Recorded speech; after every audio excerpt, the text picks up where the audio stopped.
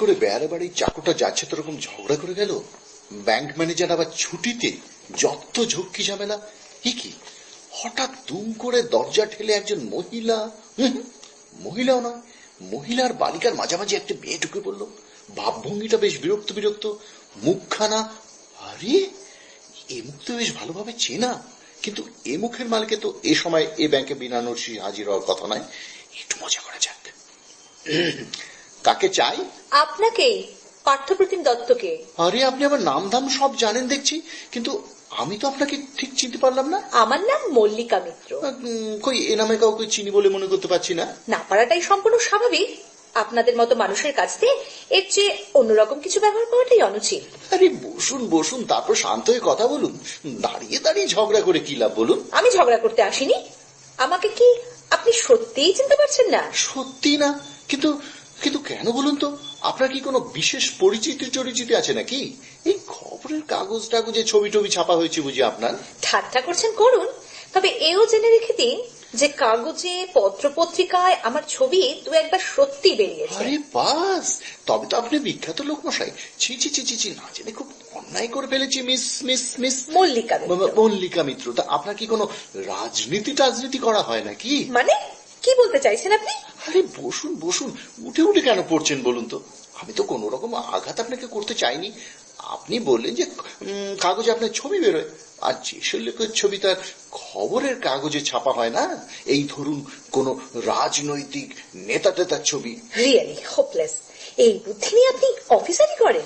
যা বলেছেন, আমার অযোগ্যতা নির্বুদ্ধিতা সত্যি কোনো প্রমাণেরই অপেক্ষা রাখে না।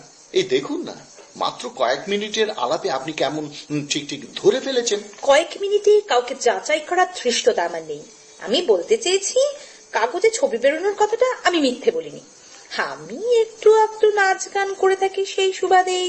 ও, আপনি নাচেন? নাচান না? কি বললেন? একজন অপরিচিত ভদ্রমহিলাকে এইভাবে অপমান করতে আপনার লজ্জা করছে না? Sorry sorry sorry sorry. হ্যাঁ সরি সরি। আপনি ভীষণ সিরিয়াস হয়ে যাচ্ছেন। হ্যাঁ সিরিয়াস হবে না। আমি জাস্ট ক্যাজুয়ালি কথাটা বলেছি। প্লিজ প্লিজ প্লিজ কিছু মনে করবেন না। আমার কিছু মনে করার প্রয়োজন নেই। আমি এসেছি আপনাকে কয়েকটা কথা জানাতে। দয়া করে আমার কথা কটা শুনতে একটু সময় দেবেন? কি আশ্চর্য, নিশ্চয়ই শুনবো। বলুন কি বলবেন।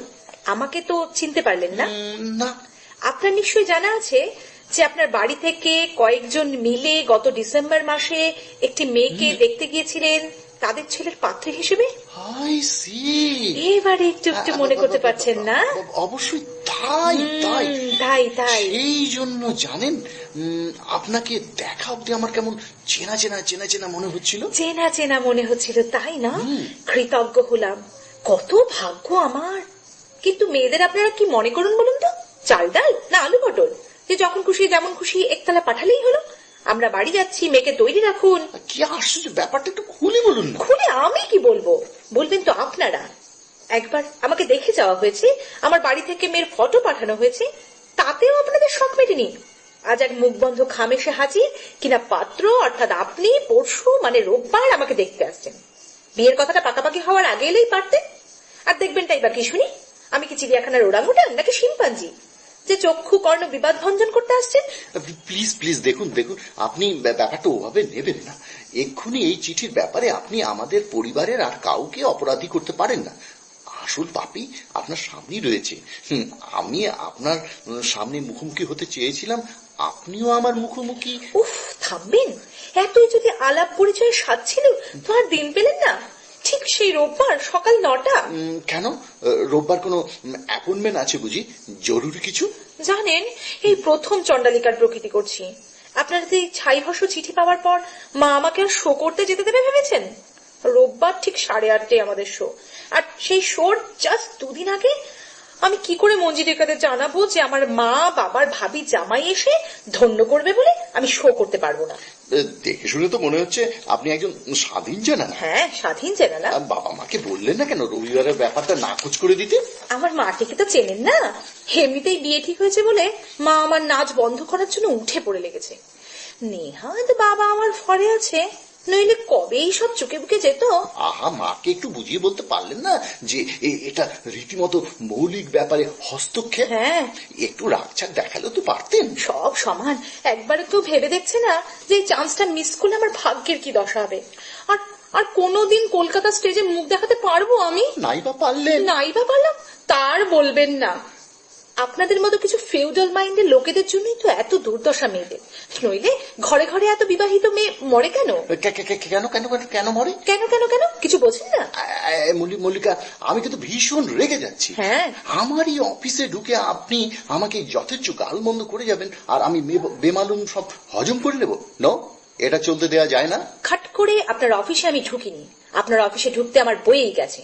ফোনে অনেকবার আপনাকে ট্রাই করা হয়েছে। কে জানতো একটা মরা টেলিফোন আগলে আপনি বসে থাকেন? মরা টেলিফোন মানে? আমার বাড়ির টেলিফোন যত জানি জীবিত, সেখানে আপনি ট্রাই করলে পারতেন। কেন বাড়িতে ফোন করব কেন? দেখতে আসেন আপনি, মোকাবেলা হবে আপনার সাথে। বাড়ির লোকের সাথে তো কোনো ঝগড়া নেই। বাহ বাহ, আপনি আপনি সত্যি বুদ্ধিমতী মহিলা। দেখুন, আপনাকে সাহায্য না করাটা বোধহয় ঠিক হবে না। আফটার অল, সিভারিল বলে তো একটা কথা আছে। সিভারিল? সেখানে আপনার থাকলে তো। আর কেন নেই বুঝি? আচ্ছা আচ্ছা, ঠিক আছে, থাক। আপনাকে আর কিছু করতে হবে না। আমি বাড়িতে জানিয়ে দেব যে আমি আর যাচ্ছি না। কি খুশি তো?